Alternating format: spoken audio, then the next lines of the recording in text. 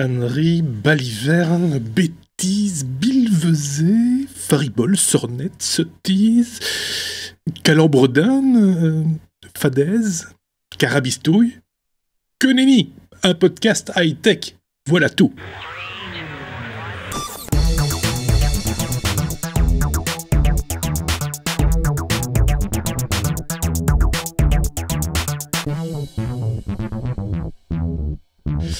Et pour parler nouvelles technologies cette semaine, comité réduit. Ceci dit, il n'y a pas énormément d'actualité non plus, il faut bien le reconnaître. Avec Sébastien, on va faire un petit peu le tour de l'actu high-tech de cette semaine, en tout cas, tel que nous, on l'a observé, en tout cas, et comme d'habitude, Sébastien, on commence par la lettre A et par Apple. Et même là, je ne suis pas arrivé à le mettre dans le bon ordre, parce que, enfin, vous comprendrez juste après. A comme Apple, une info concernant le design. Oui, mécréants que nous sommes. Oui. Alors, je ne sais pas si vous connaissez Sir Jonathan Ive.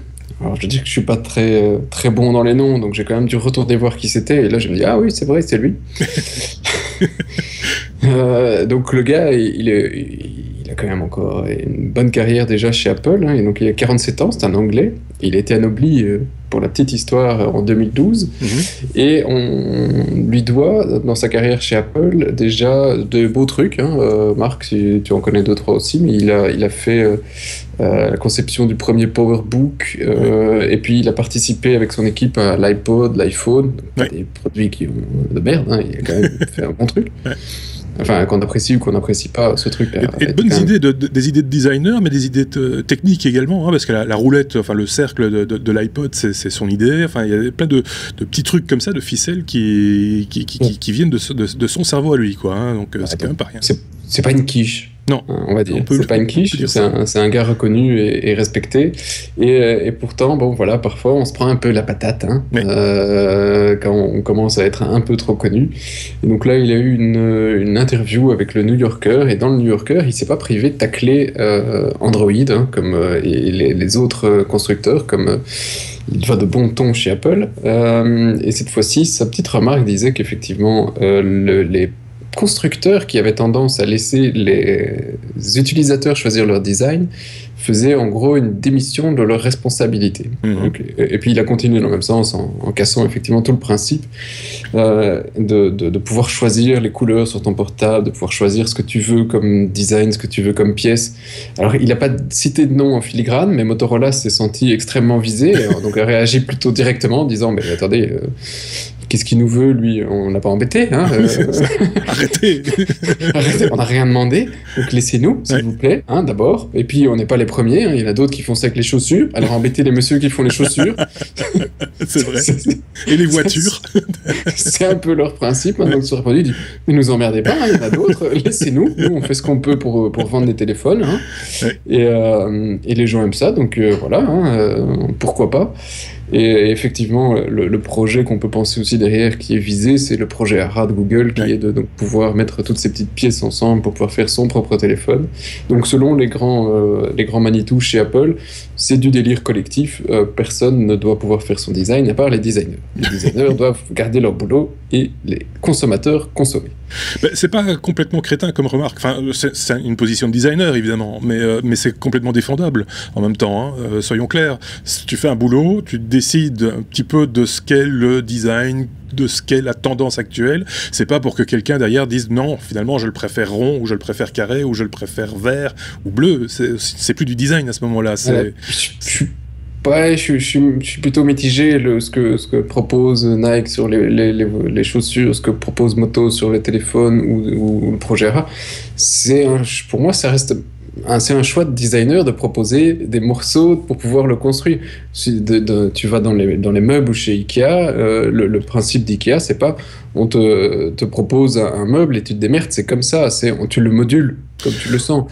Donc, une partie des designers proposent des outils, des créations que tu peux combiner pour faire ce que tu as envie. Donc, je sais pas, je trouve que c'est un peu dur. Ceci dit, tu parles d'IKEA. Oui, c'est vrai qu'on peut moduler, on peut prendre la colonne telle largeur, telle hauteur, etc. Mais ça va se limiter à ça. Par contre, il existe des hacks de meubles IKEA. Il y a des sites spécialisés là-dedans. Faire tout à fait autre chose avec un meuble IKEA et moyen de faire des très très belles choses avec un peu d'imagination et un peu de savoir-faire en bricolant sur base de quelque chose qui n'est pas du tout fait pour un meuble de cuisine, pour en faire une commode ou un dessous de lit, enfin que sais-je. Tout ça existe et c'est du hacking. En gros, c'est un peu ça. Du hacking de meubles. Du hacking de meubles. Pirate. Des pirates. Pirate. Alors, je vais expliquer pourquoi je rigolais quand j'ai commencé, parce que d'habitude on dit on fait l'alphabet, mais on sait que notre alphabet est un petit peu particulier. On avait dit A comme Apple, c'est pour mettre juste derrière A comme Adobe. Ça va pas, évidemment. Ça ne peut pas fonctionner. Adobe, pourquoi ? Parce que Happy Birthday fait Photoshop. 25 ans, c'est quand même pas rien. Déjà 25 ans, c'est quand même pas rien, avec une belle et longue carrière symbolisée, entre autres, on l'a vu sur Internet, par tous les pictos, les logos du Photoshop tel qu'on l'a connu. Alors au départ, c'était monochrome. Hein. Photoshop permettait de designer des images monochromes, puis ça a évolué, tout ça, on va pas vous refaire... Corrige-moi si je me trompe, ça avait commencé sur Mac, non ? Ça avait commencé, me semble-t-il, sur Mac, effectivement. Mmh. En tout cas, c'était un outil qui était considéré pendant des années comme un outil pour Mac. Oui, c'est comme d'ailleurs tous les outils créatifs, hein, soyons clairs, l'édition vidéo, c'était l'édition audio, tout ça c'était très branché Apple, donc c'est assez logique que effectivement le Photoshop se soit beaucoup développé sur Mac. Je vais pas vous refaire l'historique ici, l'histoire est un petit peu longue, c'est devenu une référence, ça je ne vous apprends rien, ça m'a même conduit à créer un verbe, hein, photoshopper, que tout le monde connaît maintenant, tout le monde sait ce que c'est photoshopper. Grâce aux revues féminines, entre autres, puisqu'il n'y a plus une seule couverture de revue féminine qui n'est pas passée par Photoshop ou un autre logiciel, mais on imagine bien que Photoshop y est pour beaucoup. C'est le logiciel de trucage aussi par excellence, etc., etc. Alors pour célébrer cet anniversaire, Adobe a lancé un concours qui vise à élire les 25 meilleurs artistes de moins de 25 ans qui utilisent Photoshop, donc des jeunes gars qui étaient pas nés quand Photoshop a démarré, ce qui est plutôt rigolo. Pour participer, les candidats doivent publier leur projet sur Behance, que je ne connaissais pas parce que je ne suis pas graphiste, mais apparemment c'est une espèce de réseau social de graphistes, en tout cas un endroit où ils peuvent partager leur travail et se montrer avec le hashtag dièse PS25under25. Dans les prochains mois, le travail des lauréats sera présenté au monde entier sur la page Photoshop Instagram que vous connaissez tous. @Photoshop, bien entendu, pendant une durée de 2 semaines. Donc de quoi faire sa pub en gros, hein, si vous êtes graphiste, si vous maîtrisez Photoshop, peut-être moyen de se démarquer, de se montrer. Tu voulais rajouter quelque chose, Sébastien ? Oui, ce que je trouve pas mal avec Photoshop, c'est qu'il a 25 ans. Et qu'après 25 ans, c'est un outil qu'on utilise toujours. Est-ce que tu connais beaucoup de logiciels qui, après 25 ans, ont réussi à évoluer suffisamment pour être toujours d'actualité ? Ouais, c'est exactement là-dessus que j'envisageais de rebondir, et je voulais te poser la question en même temps. Mais c'est vrai, c'est assez rare. Hein. J'en ai même pas qui me viennent comme ça à l'esprit. Oui, dans le domaine du son, Pro Tools, c'est quand même une référence. Mais je ne pense pas que Pro Tools, c'est 25 ans. Peut-être pas loin, mais je pense pas que ce soit... Tu pourrais dire Office, mais même Office, il est quand même pas si vieux que ça, il a pas 25 ans, tu avais des outils avant. Effectivement. Des Works et des trucs comme ça, qui eux sont tous décédés, ils ont été remplacés par des Office, donc non, c'est pas si évident. Et quand tu vois comme Adobe fait son job pour le faire venir sur de nouvelles technos, parce qu'au début on croyait que c'était un peu du délire, honnêtement j'avais essayé les premières versions sur iPad en me disant ouais c'est bien, ok, on retouche une photo, qui coulole, tout ça. Mais en quelques années, ils ont fait des outils qui sont formidables sur iPad aussi, et ils en ont décliné quand même une série, et donc ils s'adaptent à toutes les nouvelles technos qui arrivent. Donc pour moi, Photoshop a encore de belles années devant lui. Oui, ils ont une belle maîtrise de cet outil qui est devenu universel, et la grande intelligence, je trouve, d'Adobe, c'est d'avoir mis à disposition vraiment ce logiciel à peu près entre toutes les mains. C'était un logiciel professionnel et uniquement professionnel dès le départ, mais très vite on a senti que ces piratages, entre guillemets, ces logiciels qui étaient un petit peu accessibles à tout le monde, ça a formé aussi beaucoup de gens derrière, et finalement ça a contribué aussi à la connaissance de la marque et à la maîtrise de l'outil. Et puis la version light, entre guillemets, la version allégée, je sais pas si c'est une invention de chez Adobe, mais en tout cas c'est pour moi en tout cas parmi les premiers à avoir mis à disposition des utilisateurs des versions allégées d'une application qui par ailleurs professionnellement était très très très complète, une version plus légère pour le grand public. Ça aussi, ça aide sans doute à peut-être créer des vocations aussi. Hein, je sais pas si tu l'as essayé, la version light Adobe Photoshop Element. Bon, on l'a essayé pendant quelques versions. Ça utilise une partie des algos d'Adobe, de Photoshop, mais au niveau interface, c'est très différent. Très loin de Photoshop. Ça s'est beaucoup écarté, effectivement. C'est plus proche d'un PaintShop Pro et de trucs très accessibles sans formation de graphiste que ce que est Photoshop aujourd'hui sur le marché. Moi, je suis à peu près convaincu que les versions, peut-être plus les versions sous le manteau, on va appeler ça comme ça pudiquement, ont créé quelques vocations quand même. Pour ça, pour moi, de nouveau, Adobe, et puis on va pas faire une soirée Adobe, même si 25 ans, c'est quand même fort. Mais Adobe, de nouveau, ces dernières années, a fait un très bon boulot, et les autres suivent seulement, hein, comme Microsoft, ils sont passés en modèle d'abonnement sur des logiciels. Ils ont osé prendre le risque, parce que c'est des trucs qui coûtaient bonbon.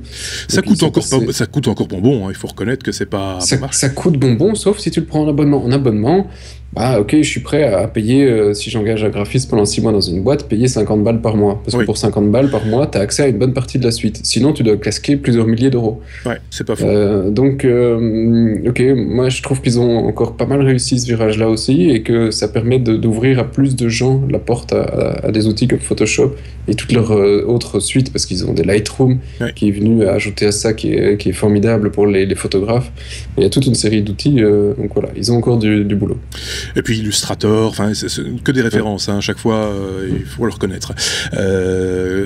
On verra comment ça va évoluer, évidemment, parce que tu le disais, effectivement, il y a de la concurrence qui s'en vient.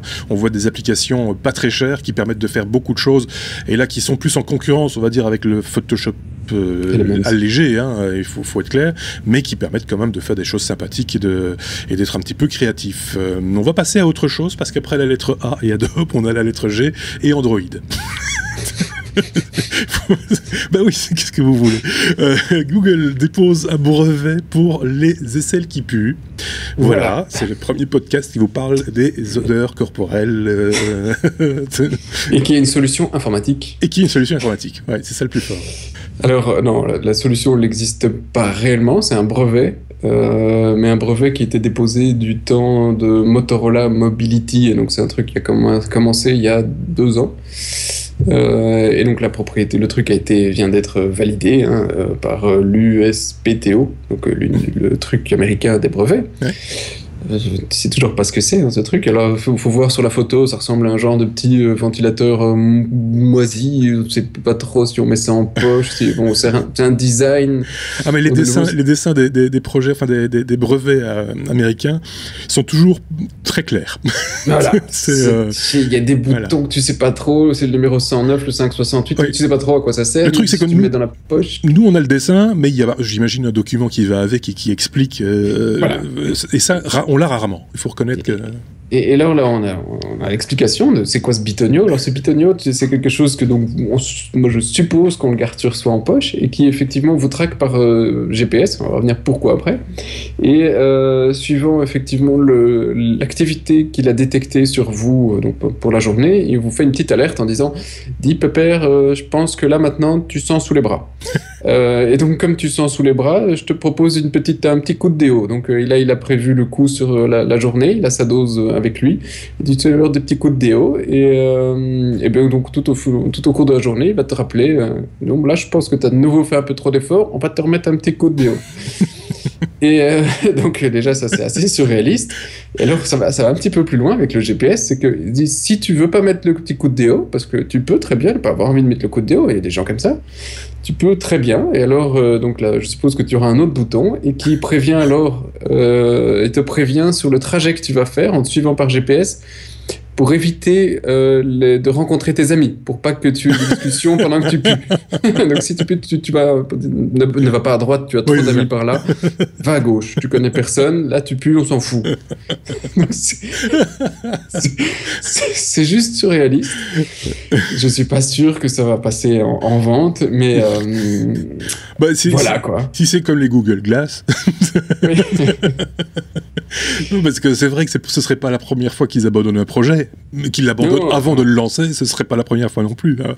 Non, mais souvent ils déposent beaucoup de brevets pour des idées qu'ils ont comme ça au coin d'une table, et ça ne passe pas souvent très très loin. Mais si jamais un jour il y a quelqu'un qui fait un succès là-dessus, sachez, c'est trop tard. Google a déposé l'idée. Ouais.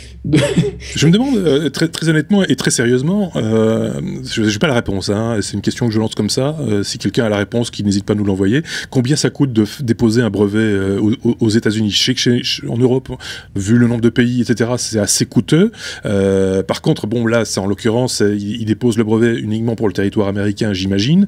Est-ce qu'il y a un tarif préférentiel? Est-ce qu'ils ont un abonnement? Je sais pas, à force d'en déposer. T'as une idée de ça?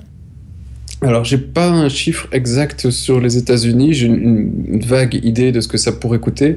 En Belgique, c'est de mémoire 1500, 2000 euros, je pense. Mais après, il faut aussi payer tes avocats parce que tu sais pas toi rédiger un brevet, même si tu as l'idée, il faut écrire tout ça de manière suffisamment vague pour que ça puisse couvrir le plus de trucs. Enfin, c'est toute la science de pouvoir écrire correctement un brevet. Et il n'y a pas beaucoup de bureaux d'avocats en Belgique qui sont capables de faire ça. Il y en a un auquel je pense comme ça qui est Gevers à Bruxelles. Ça vous coûte un bras. Ouais. Déjà, c'est pour une durée limitée aussi C'est pour une durée limitée et alors il faut que les personnes donc le bureau des brevets considère qu'il n'y en a pas un autre un antécédent qui a déjà été une recherche d'antécédent. C'est ça. Sinon votre brevet il passe sous le nez, c'est mort. Donc ça coûte relativement cher et puis au niveau européen je dirais que au niveau américain ça doit te coûter minimum 10K. Mais c'est pas grand chose en fait le prix d'un brevet pour une société. Il y en a qui en déposent des milliers par an. Hein, ils ont et d'ailleurs il y a des boîtes de brevets qui ne font que ça, que déposer des brevets sans jamais rien produire, en espérant que quelqu'un le produise pour dire non. On y avait pensé avant toi. C'est une vraie valeur. On se rappelle que Kodak a payé ses dettes en revendant tous ses brevets. Hein. Tout à fait. Aux États-Unis, c'est beaucoup plus porté que chez nous. Chez nous, en Europe, on n'a jamais été très pour parce que tout ce qui est brevet logiciel, on n'a pas apprécié le principe de se dire ok, on ne puisse pas copier l'idée. Hein.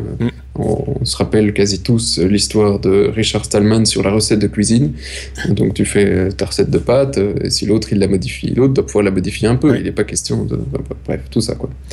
Et donc voilà. Et d'ailleurs, tu sais, toi, en société, qui est le plus grand dépositaire de brevets aux États-Unis chaque année qui en dépose chaque année. Plus. J'imagine qu'Apple, ça ne doit pas être triste. C'est un plus vieux mastodonte. IBM peut-être. IBM. Encore aujourd'hui, IBM continue de déposer des brevets. Ils en déposent énormément. Ouais. Ben voilà, on aura appris une fois de plus des trucs sur les brevets en passant par un truc complètement crétin, hein, il faut bien reconnaître ce système. J'achète pas, hein, honnêtement, j'achète pas. Je sais que je pue sous les bras quand il faut, et j'ai mon déo dans la bagnole s'il faut. On passe à la suite peut-être. On reste, Seb, chez toi, même si ton image frise, mais bon, ça va se défriser à un moment donné, enfin en tout cas je l'espère. Comme ça tout le monde. Moi je bouge en tout cas. Oui, je me doute que tu bouges, mais chez moi ça ne bouge plus du tout. C'est pas grave. On peut parler de YouTube qui envisage qu'on passe à la caisse et ils vont nous demander des sous. Alors c'est une possibilité, une probabilité, et pour moi c'est presque une certitude. Un jour peut-être. Hey, j'ai bougé. Oui, ça bouge. C'est le nouveau jeu. Et donc, non, c'est quelque chose qui est arrivé en filigrane, qui n'a pas été annoncé comme tel, mais par Robert, je sais pas comment on prononce, Kinkle, parce que c'est Kyncl, si vous savez comment le prononcer, envoyez-nous Kinkle. T'es sûr? Je ne sais pas. Et donc, c'est le responsable des opérations commerciales de YouTube. Hein, donc, si personne ne le connaît, voilà, ça, c'est ce qu'il fait quand même. Et donc, dans une conférence à Recode en Californie, le gars a laissé sous-entendre quand même qu'il peaufinait l'expérience de YouTube payant. YouTube payant pour faire quoi? Pour virer la pub. Parce qu'honnêtement, c'est vrai que à certains moments, ça me saoule. Et je ne suis pas le seul, parce que je ne suis pas un grand utilisateur de YouTube. Donc, pour les grands utilisateurs de YouTube, je suppose que ça les saoule largement d'avoir ce grand banner de pub où c'est les pré-rolls de vidéos pendant 1 minute que tu ne peux pas skipper, pas toutes en tout cas, ou pendant suffisamment longtemps pour que quand même t'étais dans ton trip d'écouter des vidéos de ton artiste préféré et tu dois regarder ces vidéos moisies. Donc voilà, ça fait chier des gens, et si ça fait chier les gens, il y a une probabilité pour qu'ils soient prêts à payer pour le virer. Donc c'est pas la première fois qu'ils essayent de proposer du payant. Ils ont déjà fait du payant à l'époque, en 2013, mais pour les responsables des chaînes, donc ceux comme vous ou comme nous qui avons les technos sur YouTube, eh ben, ces propriétaires de chaînes pouvaient payer 99 cents par mois, donc c'est que dalle, 1 euro par mois, pour virer la pub pour ceux qui venaient voir leurs vidéos. C'est ça. Donc, je pense pas que c'était un public limité. Ils n'ont pas proposé ça à tout le monde, et je pense pas que ça ait fonctionné superbement. Non. Donc, ils cherchent un autre modèle, et il est probable qu'ici, au lieu d'aller vers les chaînes, ils vont aller vers les consommateurs, ce qui me semblerait assez logique. Hein, et s'ils lient ça avec une probable future hypothétique arrivée de télévision sur YouTube. Il n'est pas, pas improbable que le mec qui paye pour regarder ses chaînes habituelles sur YouTube, en même temps on lui retire sa pub, c'est normal. Donc, il y a ça, il y a aussi le principe de stream un peu à la façon de Deezer, hein, qui peut aussi intervenir, et là je pense qu'il y a un certain public qui serait tout à fait prêt à mettre la main à la poche, 5-10 euros peut-être par mois, pour ne plus avoir de publicité, pouvoir peut-être avoir des outils complémentaires, la possibilité de créer des playlists. Enfin, ça existe déjà, mais peut-être une manière de gérer son contenu et ses lectures, ses listes de lecture, etc. Pourquoi pas? C'est tout à fait imaginable. Sachez que quand on publie des vidéos sur YouTube, soit on rentre dans le système de deal commercial, soit on n'y rentre pas. C'est un peu notre cas. Nous, normalement, il y a très peu de publicité autour du podcast, enfin des vidéos des technos, sauf si on se met à publier nous-mêmes à l'intérieur de nos capsules du contenu qui, lui, doit être rétribué. À ce moment-là, pouf, une bannière s'affiche. C'est la manière de payer la personne qui a construit le contenu que nous utilisons. Voilà. Ça nous est arrivé une fois. Hein. Une seule fois, effectivement. Et ça ne devrait pas se reproduire. Tout ça parce qu'on avait utilisé un GIF animé ou je ne sais plus ce que c'était. C'est un extrait d'une série anglaise. Oui, de Big Bang Theory. Voilà, c'est ça. Et donc, ils avaient repéré... Donc là, maintenant, on l'a cité. Ça va de nouveau nous coûter une pub. On avait utilisé 15 secondes, 20 secondes, quelque chose comme ça. Et ils ont des algorithmes de contrôle, de surveillance qui est très très pointu. Et quand vous publiez une vidéo comme ça avec du contenu, pas illicite, mais qui appartient à quelqu'un, vous avez automatiquement un email qui vous dit, vous savez que vous utilisez du contenu, dites oui. Je pense qu'il vaut mieux dire oui. Et à ce moment-là, les choses s'arrangent de manière générale. Donc voilà pour YouTube et ce modèle économique qui change. Ça me fait penser à un truc que j'ai vu aujourd'hui même. Presse Citron, je pense que tout le monde connaît ce site d'information français, d'information high-tech, geek, interprétez-le comme vous voulez. Ils ont même fait des interviews de gens intéressants il y a quelques années. Voilà, par exemple, on l'imagine. On pourra en reparler. Il change le modèle économique également. Je ne sais pas si vous avez remarqué, depuis une quinzaine de jours, il n'y a plus une seule bannière, pas un seul ému, rien au niveau publicitaire. En fait, ils expliquent ça dans un article assez complet, qu'ils vont plutôt s'orienter vers des annonceurs premium, 12 au total, qui vont qui vont financer, entre guillemets, la publication soit d'articles publiés rédactionnels, soit de tests, etc., etc. Et chaque semaine, il y aura un annonceur premium différent qui va apparaître sur leur site, et encore d'autres possibilités comme des lecteurs premium également. J'ai pas été plus loin pour tout vous dire, allez jeter un œil sur Presse Citron, c'est un très très bon site qui nous sert également de référence occasionnellement. Sébastien, oui. C'est marrant, je trouve que on n'a pas encore trouvé le modèle parfait sur tout ce qui est actualité en ligne, parce que bon, la plupart des gens s'en rendent pas compte, parce que maintenant ça fait des années qu'ils sont habitués à aller lire tout ça gratuitement. C'est pareil avec YouTube, on a l'habitude d'aller voir ces vidéos gratuitement, alors qu'en fait, quand on regarde une vidéo en haute définition pendant 1 heure, ça bouffe une bande passante monstrueuse, ça a un coût énorme pour ces boîtes, et c'est pas avec le pré-roll de 10 secondes qui est devant qu'ils ont réussi à le financer. Donc, pour moi, ça reste économiquement normal qu'à un certain moment, ils doivent essayer de bouffer ces gens. Oui. C'est juste la problématique, c'est juste, et c'est depuis qu'Internet existe, c'est qu'on a pris le problème dans le mauvais sens, c'est qu'on est parti du tout gratuit, et que là, c'est devenu très difficile, et ça va prendre beaucoup de temps pour faire, pas du tout payant, mais du payant, tout simplement, payer un service. Moi, je me rappelle, quand Internet a commencé, j'étais étonné, c'était pas dans ma culture, et je pense que beaucoup de nos auditeurs pensent la même chose, de se dire, mais j'ai droit à voir tout ça, à regarder tout ça, et pourtant il n'y a pas grand chose à voir, hein. Mais déjà il y avait cet aspect de gratuité qui était très surprenant et qui a perduré, et là maintenant ça va être difficile de faire, c'est déjà difficile de faire machine arrière depuis quelques temps, hein.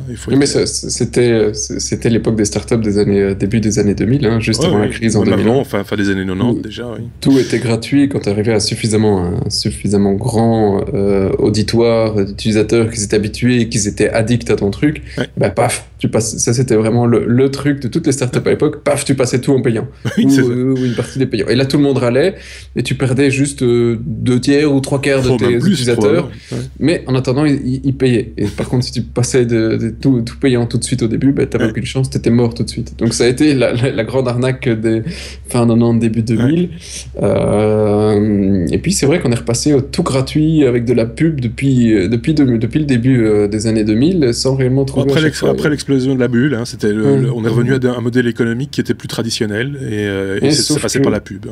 Sauf que la pub, bon voilà quoi, elle n'est pas extensible, elle se transfère d'un média à l'autre, de la télé, de la radio ou de la presse papier au web. Le web commence à tirer un peu de revenus, mais du coup, inévitablement, les autres médias, ils claquent. Donc, on ne sait pas tout payer avec la pub. Non, je pense pas, effectivement. Et donc, le média Internet et ceux qui y diffusent se cherchent encore. Hein, ça, c'est très clair. On va parler un peu hardware, Seb. Il n'y a pas grand-chose à se mettre sous la dent pour l'instant au niveau hardware. En tout cas, des choses un petit peu rigolotes. Toi, tu as repéré un disque dur. Alors, c'est de nouveau la course aux grosses capacités du côté des disques durs, manifestement. Et c'est Toshiba qui est la plus grosse. Oh, qu'elle est belle. Bon, alors, il n'a pas forcément réellement la plus grosse, parce que Western Digital a encore une plus grosse. Mais il a une plus grosse qui se vend aux entreprises, tandis qu'ici, Toshiba est plutôt orienté particulier. Et c'est le plus gros disque pour le particulier. Alors, pendant des années, on a eu une course, tu t'en rappelles aussi, vous l'avez probablement tous suivi, de disques qui étaient de plus en plus gros. Vous avez eu les 512 mégas, les gigas, le 10 gigas, le 100 gigas. On allait tout stocker, tout archiver, tout garder à la maison, et il fallait mettre ça dans cette grosse tour. Parce qu'il fallait sauver Internet, on ne sait jamais qu'Internet se coupe. Il fallait mettre Internet dans la boîte. Tu sais, pour la petite parenthèse, hein, si mon père nous écoute, que mon père, pendant certaines années, à ce moment-là, aspirait les sites toutes les nuits parce qu'il avait une fois ou deux vu un site disparaître et voulait être sûr de pouvoir le relire. Et donc, il a aspiré Internet pendant des années. Il y avait des applications comme ça. Hein. Oui, j'en avais écrit une à l'époque. Et mon père était un de mes plus gros utilisateurs. Ceci dit, ça avait un intérêt parce que à l'époque, quand on payait sa communication téléphonique pour se connecter à Internet, le fait qu'on ait un peu de bande passante à un moment donné et pouvoir regarder un site offline, ça avait une sorte de justification. Mon père n'a jamais utilisé le modem classique. Il y avait que moi, et lui, il n'a commencé à utiliser Internet que quand on a eu un ADSL, sinon il trouvait que c'était trop cher. D'accord. Et il a continué à vouloir archiver. Et aujourd'hui encore, je vous assure, mon père a une énorme archive de sites Internet. À tel point que, désolé papa si tu nous écoutes, il m'a posé une question il y a quelques jours en me demandant comment on faisait pour sauver un article Wikipédia. Je l'ai quand même regardé. Tu vas pas faire une copie de Wikipédia, s'il te plaît. Quoique, mais maintenant... Si on exclut les images, maintenant, il y a moyen. Sur un gros Toshiba, il y a peut-être Après, si tu nous écoutes, je pensais que c'était pas possible, ça commence à l'être. 5 Tera. C'est quand même pas mal. Hein, maintenant, c'est 5 Tera. Ça fait quelques années que ça bougeait plus. On stagnait entre le 1, 2 Tera et puis Seagate qui faisait du 2 Tera et demi. Mais je veux dire que ça fait 1 an ou 2 où les disques au-dessus de 2 Tera en particulier, ça bouge plus, t'as plus rien. Donc, ils se sont battus sur la vitesse, ils se sont battus sur la capacité. Et puis là, c'était fini. Ils sont tous en 7200 RPM, donc rotation par minute des plateaux, et à 2-3 Tera de fini. Et par contre, on a vu commencer à se battre au niveau des SSD. Les SSD, on a des disques maintenant qui valent pas trop cher pour du 1 Tera. Hein. J'ai dans mon laptop que j'utilise, c'est même pas du SSD, c'est un tout petit truc de la taille d'une SD, hein. Du même SATA. C'est tout plat. Il y a encore un autre truc depuis qui est encore plus petit, et voilà. Et là, ça tient 1 Tera. C'est à la taille d'un timbre-poste, quoi. Donc de ce côté-là, ça continue à se battre sur les tailles et sur les rapidités. Par contre, sur les disques classiques, donc tout ce qui était 3 pouces et demi, donc on met dans les tours ou dans des très vieux portables. Moi, je pense à un truc. Est-ce qu'on n'a pas arrêté l'évolution des disques durs en se disant d'abord le prix était tellement bas que les gens les mettaient en RAID et donc avaient un accès plus rapide, même si c'était pas encore du SSD, mais ils avaient quand même cette possibilité d'avoir des disques rapides en les mettant en RAID. Finalement, ça coûtait pas très très cher et que à la rigueur, même argument mais pas même utilisation, ça coûte pas très cher, on peut en mettre plusieurs. Je suis pas certain. Je pense qu'il y avait un problème physique qui devait dépasser pour pouvoir... parce que 6 Tera, ça fait quand même beaucoup de bits sur un plateau, et le nombre de plateaux n'est pas extensible dans un disque. Non. Donc ils avaient une certaine limite. Ils ont trouvé des technos qui leur permettent d'aller un tout petit peu plus loin, et surtout, parce qu'il faut avouer, ils se battaient sur le terrain du SSD, ou sur le SSD, ils ont pu se faire des marches de port pendant des années. Bien sûr. Et maintenant, ces marches sur les SSD, parce qu'il y a beaucoup de concurrence, tendent à diminuer très fortement. Donc il y en a quelques-uns qui reviennent. Il y avait Western Digital qui créait donc des disques de 5 et 6 Tera, respectivement en 5400 et 5900 RPM. Donc c'est pas très rapide pour mettre un OS. Bon, faut pas être trop pressé, et ça valait 160-200 balles, hein, donc c'est quand même pas donné. Et alors, Toshiba vient de répliquer, ils ont lancé le 5 Tera à 7200 RPM. Donc là, on est sur un disque d'une bonne qualité, même si je suis plus trop fan non plus de ce genre de disque. De toute façon, je ne sais plus les mettre dans mon portable, hein, donc là, c'est fini. La question qu'on peut se poser, c'est est-ce que c'est bien prudent de confier à une seule mécanique, entre guillemets, autant d'une telle quantité de données, quoi. C'est la question que je me pose chaque fois. Hein. Pour certains devices, t'as pas le choix, t'as de la place pour un disque, donc si t'as plus de place, tu t'as pas le choix. Hein, tu mets ça ou tu changes de device. Et puis après, pour des utilisateurs comme Marc, donc l'autre, celui qui n'est pas là pour le moment, et moi, on utilise des NAS pour stocker toutes nos données. Donc le NAS, c'est un disque du réseau dans lequel on met plusieurs disques pour... on peut en mettre qu'un, mais bon, si on veut vraiment que ce soit crédible, on en met plusieurs pour pouvoir faire du RAID, pour justement que on n'ait pas ce problème. On met, s'il y en a un qui claque, il y a une petite lumière qui s'allume, ça bip de manière assez énervante, et il faut remplacer le disque. Et d'ailleurs, Marc, je ne sais pas ce qu'il fait avec ses NAS, mais il remplace des disques tous les quelques mois. Donc, il les mange comme des petits pains. Et donc, là, tu es très intéressé de mettre des disques de 5 Tera. Honnêtement, là, c'est très bien, parce que tu en mets 5, il y en a un qui claque, ok, bon, c'est pas grave. Ça, tu le changes, t'as rien perdu. T'as perdu le prix du... T'as perdu le disque. On sait combien ça coûte, ce disque de 5 Tera ? Alors, ça coûte 200 à 230 euros, parce qu'ils vont sortir des 4 et 5 Tera. Donc le 5 Tera, c'est 230 euros. Donc si tu veux un NAS avec 5 disques, ça te coûte 1000 balles. Ouais, quand même, Plus le NAS lui-même qui va te coûter déjà la moitié de ça. Ouais, c'est ça. C'est cher, mais tu peux avoir. Donc pour 1500, un peu moins de 2000 euros, t'as un NAS de 5 Tera. Avec 20 Tera, enfin 5 Tera utile en RAID, quoi. Ouais, 20. 20, hein. Tu fais du RAID 5, tu vas te... Ah oui. 1 Tera, c'est pas mal. C'est pas mal, ouais, c'est bien. Moi, il y a une question qui revient régulièrement, que j'entends régulièrement, c'est la taille des fichiers que l'on peut inscrire sur un disque dépend de la manière dont on formate le disque.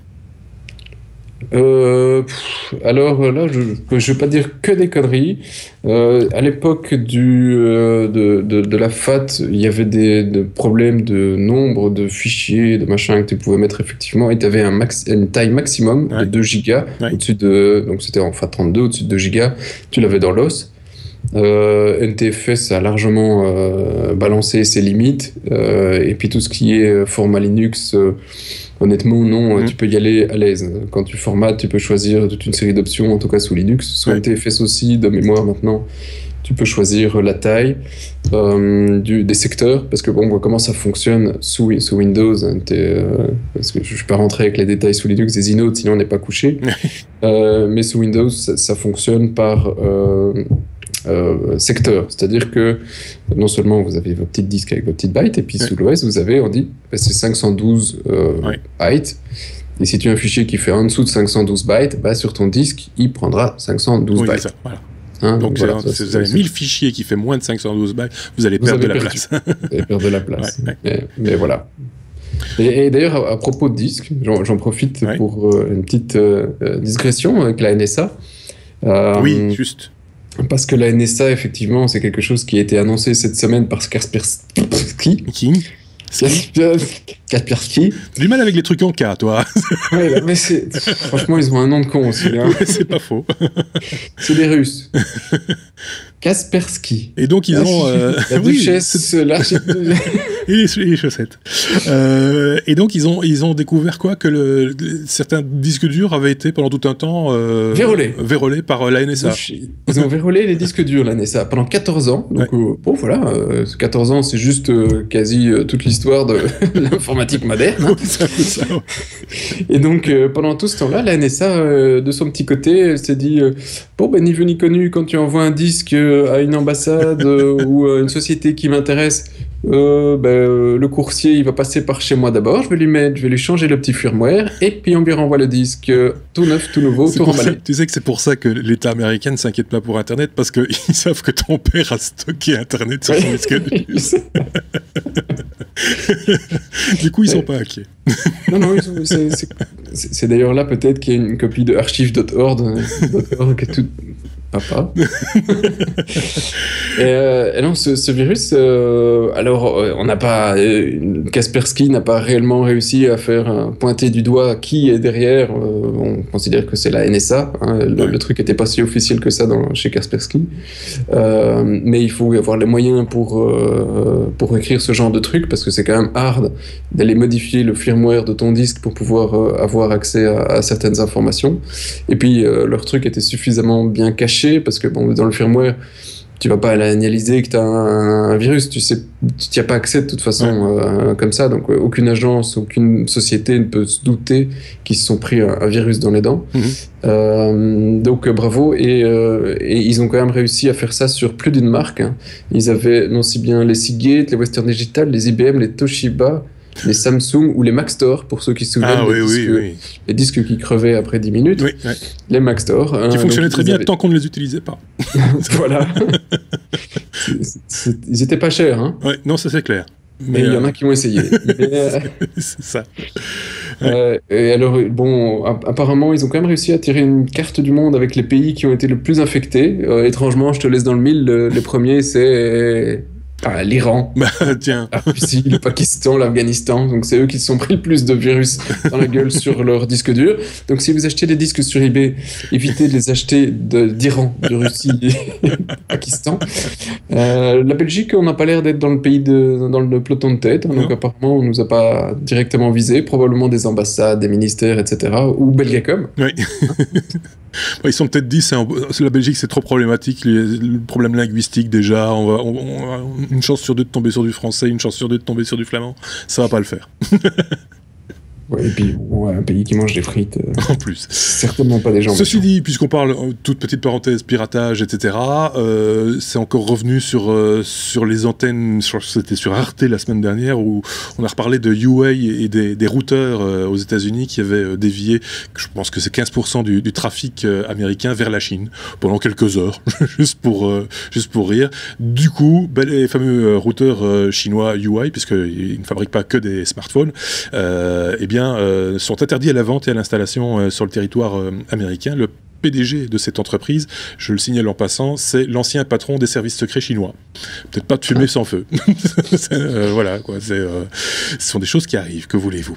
On a fini, on ferme cette parenthèse et on passe à d'autres broles, comme on l'a écrit sur la conduite. Oui, moi je voulais vous parler d'un truc, vous montrer un truc rigolo. Je sais pas du tout ce que ça vaut. Ça s'appelle The Vamp. C'est un boîtier qui ressemble à un cube, mais qui serait posé sur une face qu'il n'a pas, puisque c'est un coin. Et qui permettrait, alors là après il faut voir avec quelle qualité, dans quelles conditions, etc., de récupérer, de recycler vos vieilles enceintes, vos vieux haut-parleurs, hein, ceux de la chaîne hi-fi de votre père ou de même peut-être de votre grand-père, et d'en faire une enceinte Bluetooth.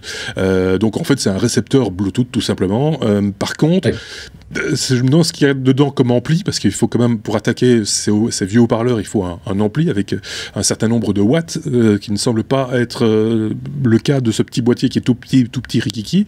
Alors c'est là qu'est la zone d'ombre, on va dire. Mais sur le principe, l'idée de recycler des d'anciens appareils qui ont un look aussi, hein, si vous avez chez vous, vous êtes un peu vintage, c'est plutôt rigolo d'avoir cette vieille enceinte type années 80-90 avec un cube rouge en l'occurrence, un peu moderne, qui vient l'alimenter en son. C'est plutôt rigolo. Je trouvais l'idée, le concept en tout cas original. Je sais pas ce que tu en penses, Sébastien. Moi je trouve ça pas mal, honnêtement. Après il faut voir le prix et la qualité. Maintenant on n'est pas tous des mélomanes, donc on n'apprécie pas tous la hauteur et de la bonne musique, en tout cas les différents sons.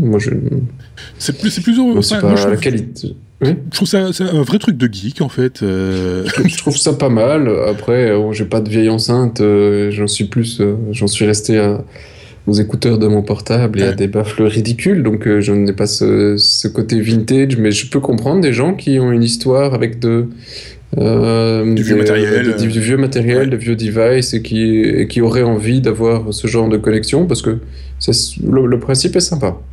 Et c'est peut-être pas le dernier, il y a peut-être d'autres devices qu'on pourrait récupérer comme ça. Ouais. Mais ceci dit, il faut être clair, il ne faut pas grand-chose pour faire ce genre de choses. Il vous faut juste un ampli. C'est là la zone d'ombre dont je parlais. Je ne suis pas très sûr de la manière dont ça fonctionne après coup, mais bon, bref. Si vous avez un ampli avec vos vieilles enceintes, il vous suffit d'un AirPlay, par exemple, que vous branchez derrière, et vous allez pouvoir lire la musique que vous avez sur votre smartphone ou votre tablette sans aucune difficulté sur un vieux haut-parleur. Il ne faut même pas être très bricoleur pour faire ça, hein, soyons très clair. Ici, c'était un peu le tout en un que je trouvais sympathique, et la manière dont ça avait été présenté, je trouvais ça assez original, à suivre sans doute. Si on a un qui nous tombe dans les mains, on n'hésitera pas de le tester. Je dois encore avoir un vieux haut-parleur, une vieille enceinte quelque part dans ma cave. Seb, on va faire une auto-promo. On peut, tant qu'à faire. Seb, on va le répéter peut-être pour ceux qui ne le savent pas encore, avec ton comparse Marc, vous êtes à la tête d'une start-up, et c'est d'ailleurs comme ça qu'on s'est connus dès le départ.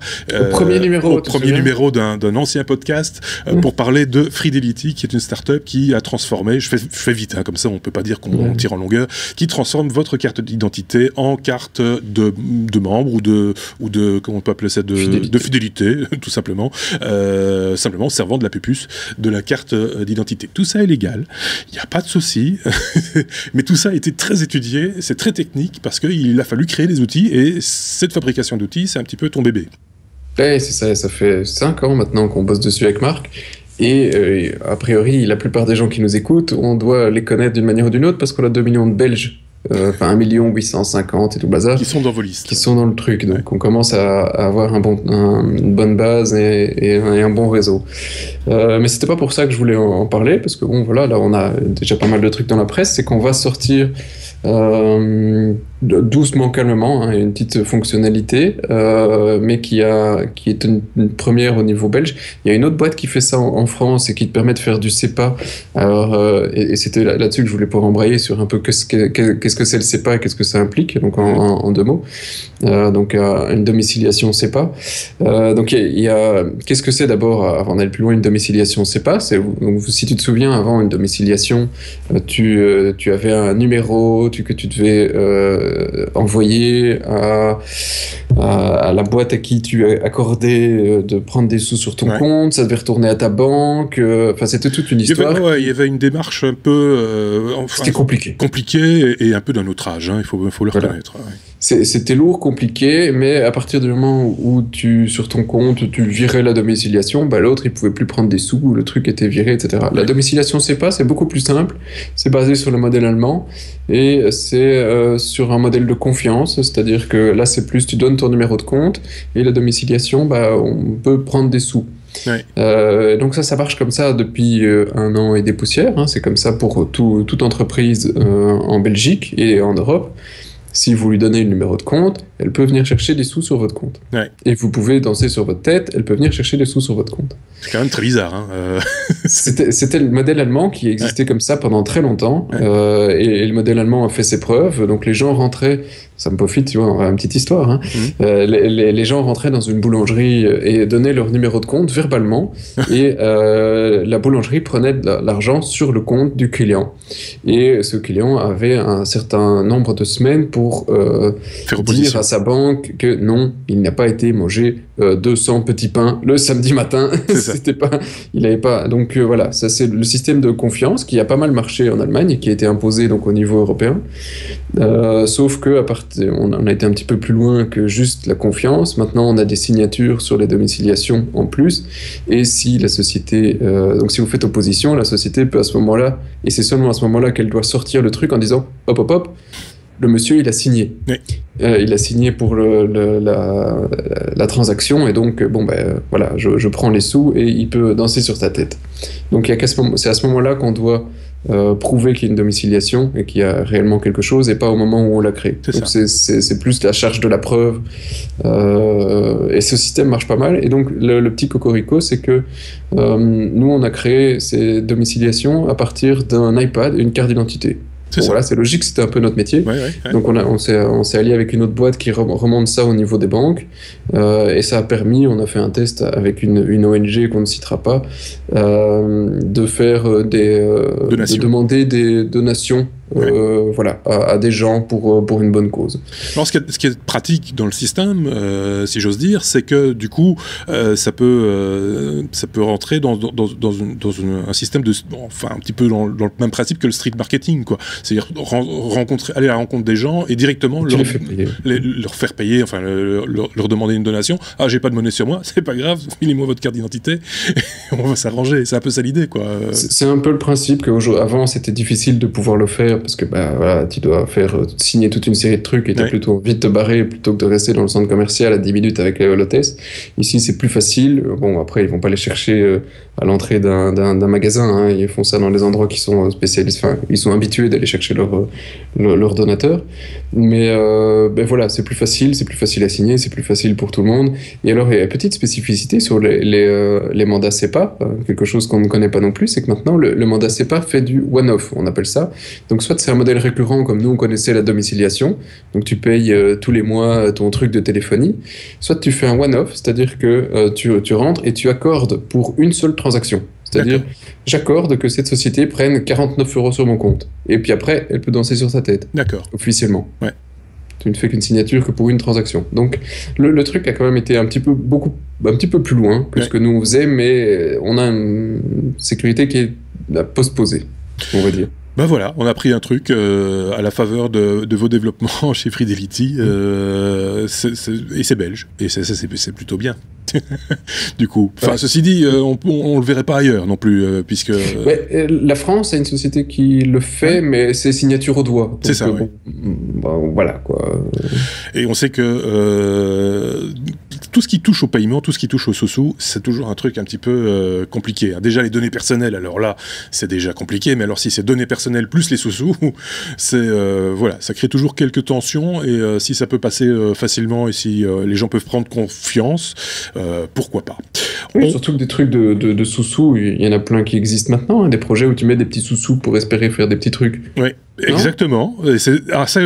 Merci de me tendre cette perche, puisqu'on va parler de financement participatif. Je vais y arriver. C'est une information qui nous est parvenue cette semaine suite à un reportage ou une interview qui a été donnée à la chaîne, que je dise pas de bêtises, France 24. C'est le patron de Kickstarter, que l'on a déjà cité énormément de fois dans ce podcast, puisque c'est souvent là qu'on trouve des nouveaux gadgets, des nouveautés qui arrivent un petit peu plus tard et qui sont très très innovantes. Eh bien, Kickstarter débarquerait en France avec une antenne française. Bon, à voir si c'est une réelle utilité, parce que finalement, Internet n'a pas vraiment de frontières, ça c'était un premier point.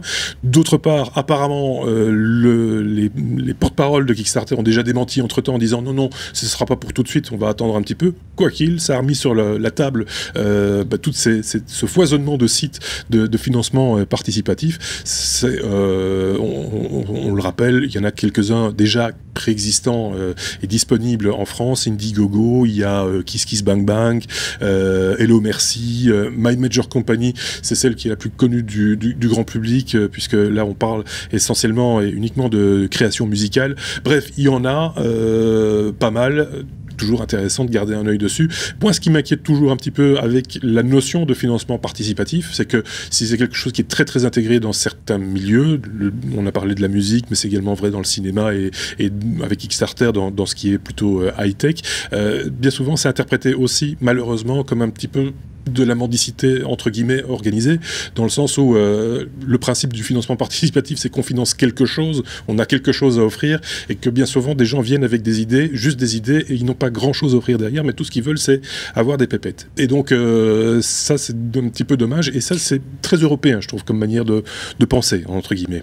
Oui, c'est plus européen, mais attention, Kickstarter c'est pas du tout le principe. Le principe c'est heureusement, on le rappelle pour ceux qui ne vont jamais sur Kickstarter, parce que les projets de Kickstarter, c'est tu as un prototype, tu fais une démo de ton prototype, tu fais une vidéo, tu présentes, et donc il y a une certaine validation. C'est déjà très avancé. Ouais. C'est avancé, tu es prêt à le commercialiser, mais pour pouvoir le commercialiser, tu as besoin de gens qui vont l'acheter. Parce que c'est souvent ça, les premiers exemplaires coûtent un pont à produire, parce que tu dois faire tes premiers moules, parce que tu dois trouver ton usine, parce que tu dois... Et donc le proto est encore facile à faire. Les 100 premiers exemplaires, c'est un avion de chasse. Ouais. Et donc là, le principe de Kickstarter, c'est que tu achètes le produit. Oui, oui là c'est très clair, je vais préciser. On est sur quelque chose, on est sur du concret, quoi. Hein, vous achetez quelque chose. C'est pas une idée. C'est pas une idée. Voilà. On achète, on ne mise pas en se disant je verrai bien, je vais mettre 10 €. Non, il y a un prix qui est fixé pour quelque chose à acheter et vous serez livré après quand 2 ans. En général, je l'ai eu 1 an après. Oui, voilà, ça peut prendre un peu de temps parce que bon, une fois qu'ils ont réuni la somme, ça déjà quand on voit qu'ils ont réuni la somme, on dit ouf, c'est chouette, hein, j'aurai le bidule, et puis après il faut le produire, et là ça dépend un petit peu de comment eux s'en sortent. Donc là on est vraiment, et c'est ça qui est bien avec Kickstarter, on est vraiment dans le concret. Mais par contre il y a d'autres services de financement participatif qui sont moins dans le concret, et qui permettent de faire plein de choses, et heureusement, mais qui quand même laissent la porte ouverte de temps en temps à pas des malversations, mais des gens qui sont peut-être pas tout à fait au fait de comment ça se passe. C'est pas juste on vient avec les mains dans les poches en disant je ferais bien un truc comme ça, est-ce que quelqu'un veut m'aider, et puis la famille vient mettre 10 €, 20 €, 30 €, et puis derrière il n'y a rien qui se passe. Alors je peux en rajouter une couche d'ailleurs pour ça à propos, parce que tu l'as dit juste avant, les milieux de start-up on commence à connaître un peu parce qu'on y est depuis quelques années. Donc il y a des boîtes qui ont fait My First Company, des trucs comme ça, il y a des trucs qui existent en Belgique, et là c'est plus effectivement sur l'idée, parce que là c'est du financement de société qu'on a besoin. Il faut savoir que tout ça est réglementé, donc tu peux pas dire toi aujourd'hui je vais créer une société qui va concurrencer Google, j'ai besoin d'argent, et balancer ça sur un forum et commencer à téléphoner à tout le monde, envoyer des mails à tout va, parce que ça c'est considéré comme un appel à l'épargne, et un appel à l'épargne ça doit être fait dans les règles de l'art par des banques ayant pignon sur rue, bourse, etc. Si tu veux, tu peux pas faire un appel à l'épargne comme ça publiquement. Ouais. Donc il y a juste effectivement quelques sociétés qui ont reçu ce type d'accréditation en Belgique, il n'y en a pas beaucoup, et qui permettent après effectivement d'aller chercher des fonds chez tout le monde et qui font un appel à l'épargne pour créer des sociétés. Donc c'est pas, on peut pas faire ça comme on veut. Et en plus la donation en tant que telle est plafonnée aussi, je pense. Je pense qu'on ne peut pas faire de donation pour sur une idée simplement au-delà d'une certaine somme. Je sais qu'il y avait c'est très normé également. Enfin dès qu'on parle d'argent. En Europe, c'est vraiment très très cadenassé. Ouais. Il y a eu des volontés, ça l'était aussi aux États-Unis, mais les lois sont un peu plus assouplies que ce que ça n'a été fait chez nous. Ça, c'était donc, on a un peu saisi l'opportunité de cette information concernant Kickstarter pour un petit peu s'échapper et parler faire un petit peu le point sur le financement participatif. Et puis, on terminera peut-être avec quelque chose qui s'écroule chez Sébastien, c'est pas grave. On peut peut-être terminer avec Uber. On avait déjà parlé d'Uber ici, c'est système de covoiturage concurrentiel des taxis, on peut dire ça comme ça, qui finalement trouverait une certaine légalité à Bruxelles, puisqu'on sait que les taxis bruxellois avaient eu gain de cause, je pense, sur le fait que Uber était considéré comme illégal, entre guillemets. Ça l'est toujours. Ça l'est toujours, mais il y a un projet qui fait très peur aux taxis, et qui est le projet Plan Taxi. T'as vu le suspense, ça, là? Oui, Le projet Plan Taxi est un truc du gouvernement bruxellois et on doit derrière le brave monsieur Pascal Smet. Je sais pas si tu le connais, ce mec qui m'a fait poiler de rire quand il avait fait ses débuts en politique. Oui. Et il avait montré toutes les caméras au feu rouge, tu vois, toutes celles qui sont là pour valider qu'il y a une voiture qui arrive, pour savoir si le feu doit passer au vert ou pas. Oui. Et il avait dit au moment où il était rentré, Pascal Smet, si tu nous écoutes, il m'a fait rire, mais pendant des jours et des jours à l'époque, on était en train d'installer des radars automatiques et il a dit il n'y a pas de problème, la première chose que je vais faire c'est que je vais regarder comment changer la loi pour que toutes ces caméras deviennent des radars automatiques. Ce sont juste des détecteurs. Oui, c'est ça. Si tu nous écoutes, ce sont juste des détecteurs, il n'y avait pas de caméra dedans. Maintenant, je pense qu'on peut te le dire.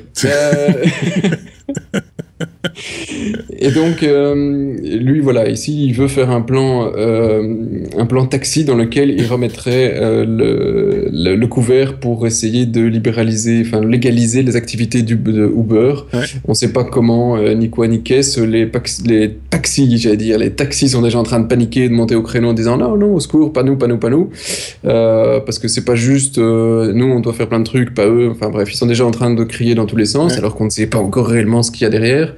Et pendant ce temps-là, Uber, lui, il se frotte les mains parce que même s'ils se font interdire de partout, ils vont faire une levée de fonds qui est juste gigantesque, 2,8 milliards de dollars, qui est en cours, et ils ont apparemment énormément d'investisseurs qui se poussent au portillon, donc c'est vraiment pour eux gigantesque. Ils ont une valorisation d'un start-up qui est estimée aujourd'hui à 41 milliards de dollars. Pour une boîte qui se fait interdire partout, c'est juste... Oui, c'est ça. C'est Paris, là, maintenant, c'est clair, c'est interdit, si ma mémoire est bonne. Enfin, à peu près dans toutes les capitales européennes, les ont finalement bloquées.